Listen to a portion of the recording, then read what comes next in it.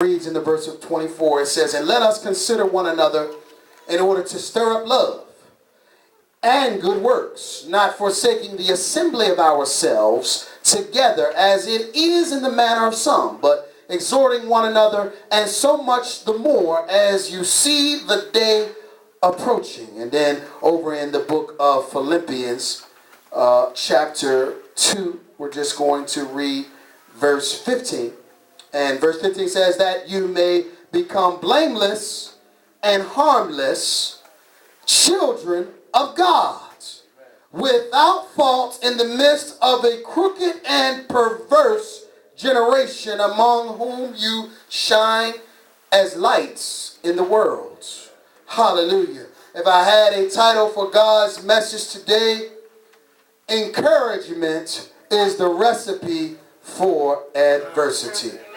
Encouragement is the recipe for adversity. You may be seated in the house of the Lord. Thank you, Jesus. Look at your neighbor and say, "Neighbor, we can do this together. We can do this. We can do all things through Christ Jesus that strengthens us. There's nothing too hard for God, but we must have a sense of urgency. We must know that Jesus Christ is soon to come, and that we must now know that we should be redeeming the time, because the days are evil. Everything around us, amen, is changing day by day, hour by hour, and minute by minute. So Jesus said that there should be a sense of urgency in the church, and we can do it together. Don't you know it? Hallelujah. Because if we're united in the Spirit and we begin to press towards the mark of the high calling, there's nothing that we can't do. But we must know that Jesus is soon to come. In the book of Revelations, chapter 22, I believe somewhere around 14, it says that Jesus will come quickly. He says, "I come quickly," amen. And he says, "My reward is in hand to give to every man, amen, who what? According to his work," amen. So guess what? We're going to receive something from God according to our work, our service, amen. And then he says in his word, he says, "I am the Alpha and the Omega. I am the beginning and the end. I am the first and the last." Hallelujah. And then he says, "Blessed are they that keep his commandments." So we got to keep his commandments, because he said that the ones that shall keep this commandment, he said that they shall receive the tree of life. Isn't that something? Hallelujah. And that they shall enter into the gates of the city. Don't you want to enter into the gates of the city? Don't you want to be called man or woman of God, written in the book of life? Because we stay together in the Spirit, and we strive together in the hope of the cross, and that we begin to build and prepare right now. God said he's able. Hallelujah. He's able. He's able. He's able. He's able. He's able to give us all that we desire. Amen. As long as we do the work. See, we cannot receive a reward. God can have the reward in his hand, and he can walk right by us, can he?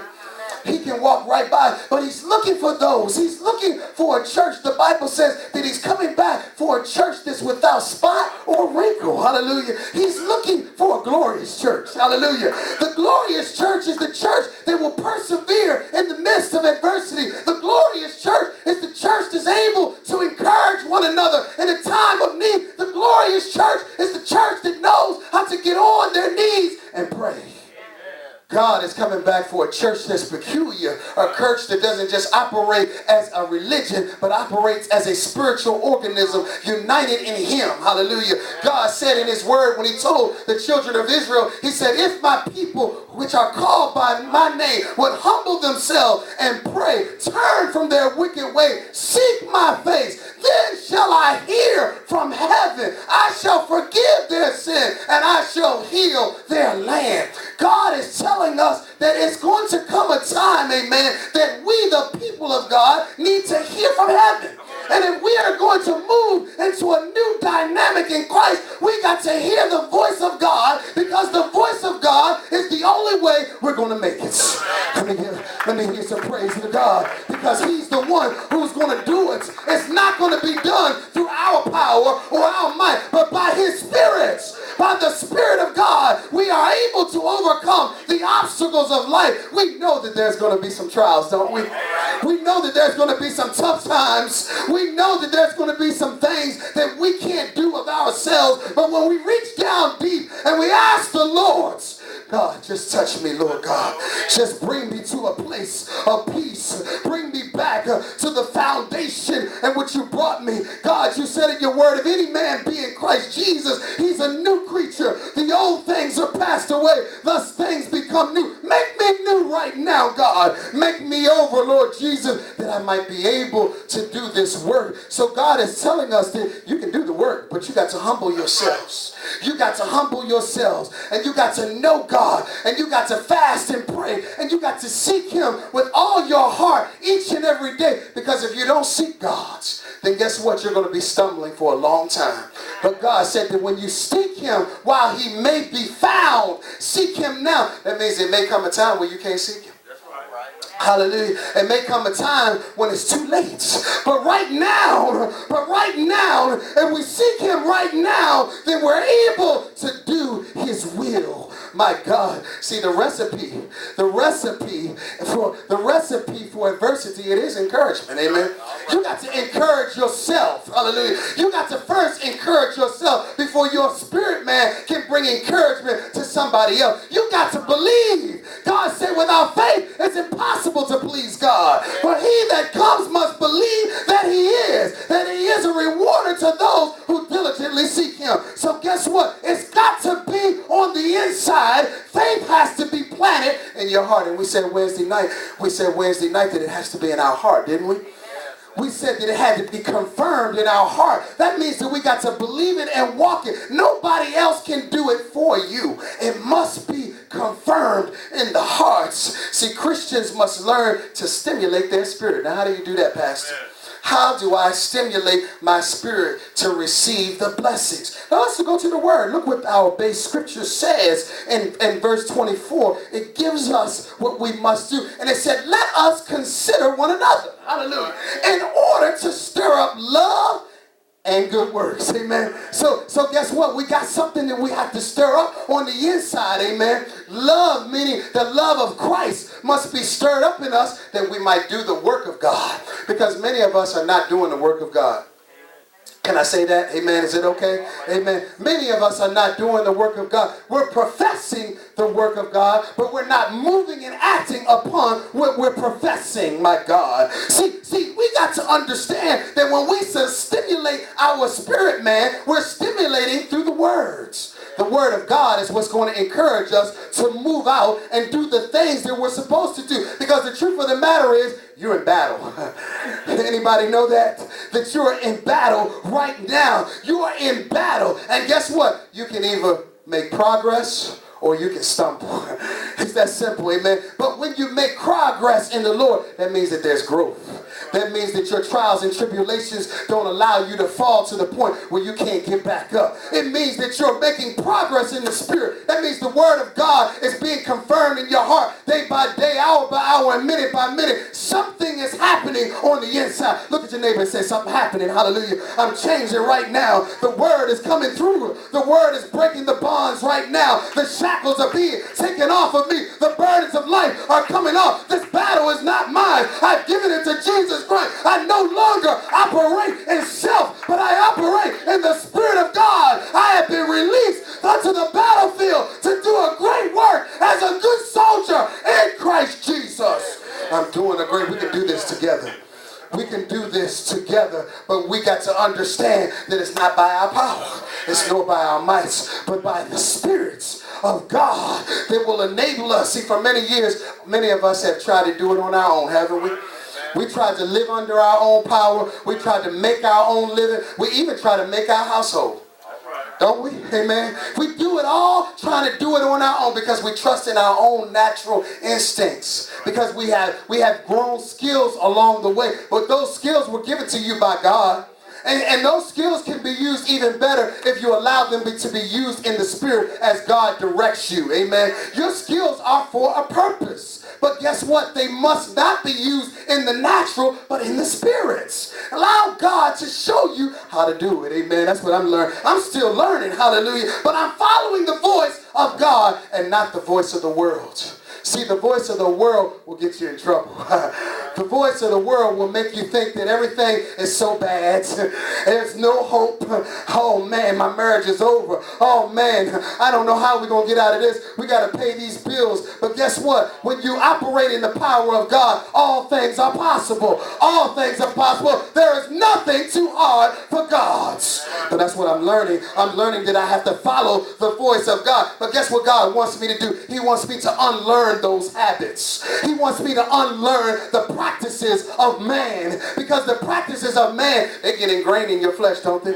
Ain't that what Sister Scott said? It's got to be broken, amen. That flesh got to be broken, and when that flesh is broken, hallelujah, now God can penetrate the heart and he can begin to pour in his word, and as he pours in his word, we become more like him. We become susceptible to the Spirit of God instead of being susceptible to the spirit of man. My God. See, I want to be susceptible to the Spirit of God, because when I am, I'm operating in power.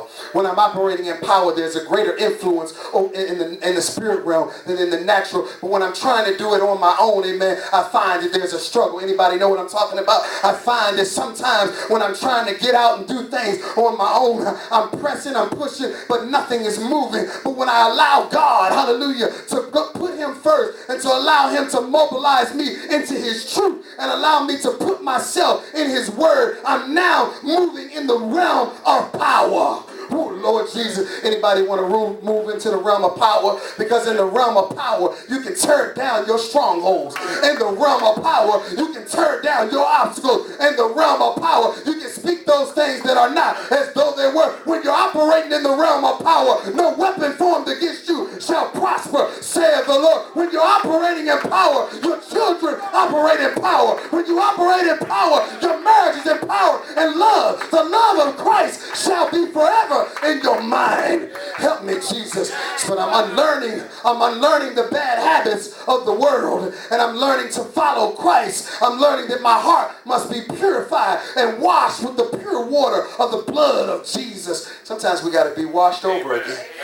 There's nothing wrong with going back and being washed again, amen. I have to do it all the time because I'm stubborn, amen. And I have a little anger issue. Let me just tell the truth while I'm in church, hallelujah. Your pastor got a little anger issue, hallelujah. I've been to war, hallelujah. I struggle with fighting and battles and all of that. But guess what? In the midst of that, Jesus Christ is able. Jesus Christ is able. Jesus Christ is able. And it doesn't matter my struggle. God said that I can wash you day by day, hour by hour. I can wash that thing off of you, and I can cleanse you of all unrighteousness. I can take away the dreams. I can allow you to live in peace. Hebrews 10:22, it says, let us draw near with a true heart in the full assurance of faith, having our hearts sprinkled from an evil conscience and our bodies washed. So God said that he can wash us and purify us and make us who we need to be. We can do this together. We don't have to worry about the obstacles of life. God has put us together to fight. Help me, Lord Jesus. Encouragement is the recipe for adversity. I welcome it because I know that my God is able. Anybody knows your God is able? If your God is able, give him praise. If your God is bringing you out, if his word is waking you up and bringing you out and making you fortified and prepared for battle, we can do this together, but we need the words. We can't do it without the word. See, we got to understand that Christ is returning for a pure bride. Anybody know that? He's returning for a pure bride. And as we live, guess what? The wickedness around us is going to increase. Am I right about it? It's not going to stop. Does anybody know that? It's not going to stop. But what can happen is that we can increase in our pursuit of Jesus Christ. We can increase on our pursuit of righteousness. We can increase on our pursuit for holiness in Christ Jesus, because that is going to be understand something? Hallelujah. If I got that, I got everything. Because in verse 24 it says, let us consider one another to provoke love and good works. The only way we're going to do that is to allow the word of God to stimulate our hearts. Because there can't be love if there's none in your heart. Am I right about it? There can't be a showing of love. When the people come through, they should see the light even when the lights are off. Hallelujah. Even when physically the lights are off, when they come to that door, the power of God's spirits, the love of Christ should manifest at that door. The body of Christ that is fitly and joined together should exhibit the power of love. The love that shall touch everyone that comes through that door. Help me, Lord Jesus. Provoke love, provoke love, provoke love. But we got to know that the day is approaching. That's what the word says, amen. And we cannot allow ourselves to become complacent to the fact that the day is approaching. We cannot rest our laurels because we're saved and we think that we're sanctified and set free. But God said that we must continue to work. And guess what? Your work's got to be balanced, doesn't it? Work can't just be all about church. See, what I'm seeing, God sat me down this weekend, and he sat me down and he said, as the church begins to grow spiritually, hallelujah, as we begin to see that the people are on time, people are starting to sing, people are starting to do this, people are starting to do that, the devil, he says, well, I can't attack them there because they're doing well. But guess what he said? I'm going to go to their house. Hallelujah. He said, I'm going to go right to their house. Hallelujah. Because I know that I can get them there. Because they're putting so much focus now into their spiritual walk in the church. But you got to understand that you got to expect attacks to start in your home. Help me, Lord Jesus. Because the devil knows that if he can get into your household and divide your house, if he divides your house, he can divide the church. Oh, Lord. If he can bring anger into your house, he can bring anger into the church. Because guess what? The people are the church. Hallelujah. So if you don't have your house in order, if the love of Christ is not in your house, then guess what? The love of Christ won't be in the church. Oh, Lord, help us, Jesus. Help us get out of this, God. Bring us out right now, Lord Jesus. See, what I'm learning is that we got to put more focus in the house than the church. My Lord God, we got to understand there's a lack of efforts in the ministry of the house. And until the effort goes into the ministry of the house, then the church cannot expect to be at its fullest capacity. Now, don't you want the church to operate at full high speed? Amen. So, but if there's love, joy, and peace and long suffering in the house, don't you know that there'll be love, joy, peace, and long suffering in the church? The church can thrive, but the house has to be first. Hallelujah. Your marriage is first. Your marriage is first. Your marriage is first. Your marriage is first. And everything that you do in your house, do it in love. Do it in your love, even in discipline. You have to learn to discipline in love. You got to learn that everything that God does is in love. Amen. Chastisement is in love. And as we provoke one another in love, it doesn't mean that we sing songs of kumbaya. Sometimes you got to tell your brother and sister, hey, you know what? You ought to be out at Bible study. It's for your betterment. Amen. I know what God can do in your life. Sometimes that might be the difference that will turn them around. Because if somebody would just tell them and hold them accountable for what they are supposed to be doing. You don't have to beat them upside their head, do you? You just got to come to them in love and allow the Spirit of God to show you. But correction is good. I was corrected. That's why I'm here today. Amen. But we got to understand that God wants us to do it in the right spirits. And the right spirit, we can do this together, but we got to get this word. We got to allow this word to be confirmed in our heart, because that's going to allow us to be effective in our witness. That's going to allow us to be effective in our homes. A lot of the problems that we have in our homes because we're not really serving God. Let me say it again. The problems that we're having in our homes because we're half-heartedly serving God. When we serve God in spirit and in truth, He'll change your house. I believe that. I believe it because I've seen Him do it. And I'm telling you that it must start with you. Don't look at anything else. Look at yourself first. Look at yourself in the mirror and say, Lord, make me over. Hallelujah. Make me into the person you desire me to be. Make me accountable for myself. Hallelujah. And then, Lord, I pray right now that for my spouse, that you bring us together, that we will come in unity and understand that it's all about you. Hallelujah. And when you come in unity as a couple and you know that it's all about Jesus, then everything else falls in place. those little arguments, those little imps, they fall away. Those strongholds, they're gone. Because you put your trust in the Lord. The Bible says to trust in the Lord with all thy heart, leaning not to thine own understanding. And all thy ways acknowledge him, and he shall direct thy path. He is going to put you on a path towards righteousness' sake, but he wants you to acknowledge him that there's a problem. Acknowledge him in your household. There's a problem, God. I'm sitting here, I'm looking good, I can look at myself in the mirror, but we got problems in my house, God. Can you fix my house, Lord Jesus? Because you can't do it.